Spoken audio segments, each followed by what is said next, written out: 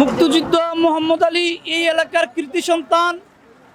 তিনি মুক্তিযুদ্ধে এই দেশকে স্বাধীন করেছেন, ফতুল্লাবাসীকে গর্বিত করেছেন। তিনি বিপুল ভোটে বিজয়ী হবেন। প্রার্থী যতই থাকুক, যত বেশি প্রার্থী থাকবে তত বেশি গণতন্ত্র প্রতিষ্ঠা হবে। বাংলাদেশ রিপাবলিকান পার্টি বিশ্বাস করে রাষ্ট্র জনগণের, ক্ষমতা জনগণের, উন্নয়ন জনগণের। জনগণের ভোটে 12ই ফেব্রুয়ারি বিপুল ভোটে হাতিমার্কায় নির্বাচিত হবে। এই এলাকার মানুষ, ফতুল্লা উপজেলার মানুষ মুক্তিযোদ্ধা মোহাম্মদ আলীর বিকল্প আর কাউকে ভাবতে পারে না। কুতুবপুর, ফতুল্লা, এনায়েতনগর এবং গগননগর, তারপর হলো আপনার আলীনগর, বক্তাবলী, সবগুলি ইউনিয়নের জনগণই ব্যক্তি মোহাম্মদ আলীর সবাই ভক্ত। তো আপনারা দোয়া করবেন আমরা যেন এই নারায়ণগঞ্জ থেকে, নারায়ণগঞ্জ 4 আসনটি বিপুল ভোটে বিজয় লাভ করতে পারি। আর এই এলাকার জনগণকে আমাদের জানাতে হবে, বীর মুক্তিযোদ্ধা মোহাম্মদ আলী বিজয়ী হলে জলাবদ্ধতা দূর হবে, মাদক দূর হবে, সন্ত্রাস দূর হবে। এবং এই এলাকার আপনারা দেখতেছেন যে এই রাস্তাগুলো, আমাদের অবকাঠামোগুলো ভালো না, এগুলো আমরা 4 লেন করে দিব এবং যতগুলো রাস্তা আছে আমরা 2 লেনে উন্নত করব। একটি সুন্দর নারায়ণগঞ্জ গঠন করতে চাই আমরা।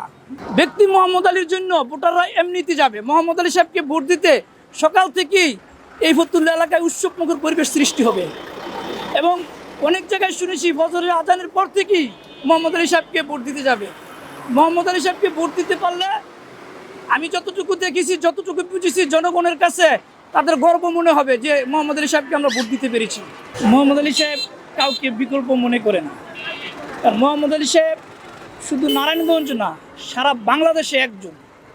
আমরা যখন বিভিন্ন জেলায় বা দেশ বিদেশে গিয়ে নারায়ণগঞ্জের নাম বলি, তখন মানুষ জিজ্ঞেস করে যে মুক্তিযোদ্ধা মোহাম্মদ আলীকে চিনেন কিনা। সে হইল বীর মুক্তিযোদ্ধা মোহাম্মদ আলী।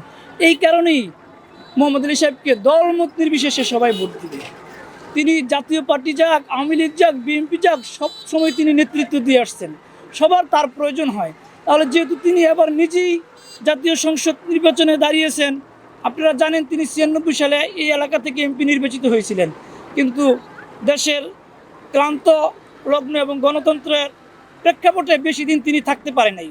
কিন্তু এবার যদি তিনি নির্বাচিত হতে পারে, ফতুল্লাবাসী জানে তাকে দিয়ে এই ফতুল্লাবাসীর দুর্দশা দূর হবে এবং একটি ব্যাপক উন্নয়নে ঢাকার কাছে মেগা সিটি হবে।